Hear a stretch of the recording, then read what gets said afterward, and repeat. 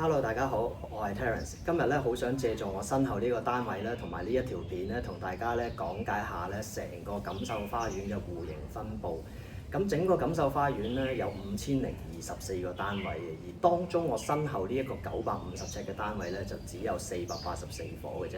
即係話成個錦繡花園咧10間有多咧，先有1間950尺嘅單位。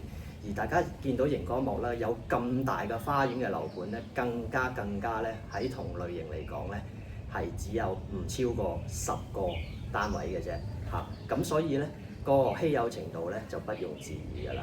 咁而家唔同大家賣關子，我同大家一齊遊走下呢一個單位嘅花園嘅好處同埋佢嘅優點喺邊度啊！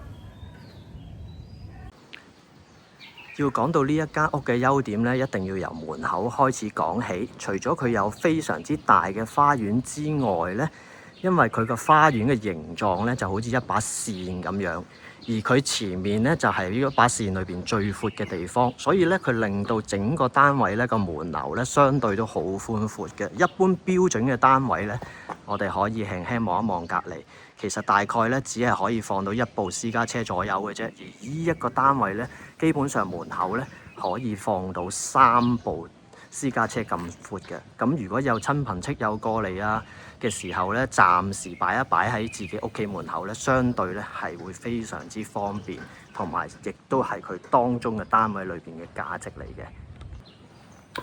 好啦，而家從大閘入咗嚟，同大家一齊睇下呢一個單位嘅花園啦。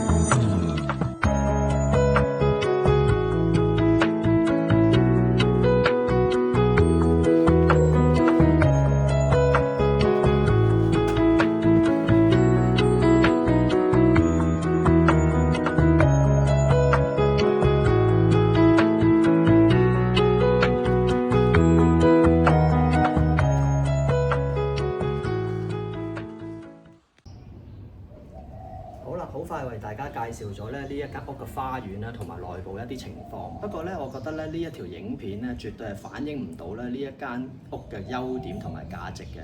我非常強烈建議大家咧親身嚟感受一下。如果對呢個單位咧有啲咩問題啊，或者想查詢咧，可以隨時同我聯絡啊。咁我哋下一條片見，再見。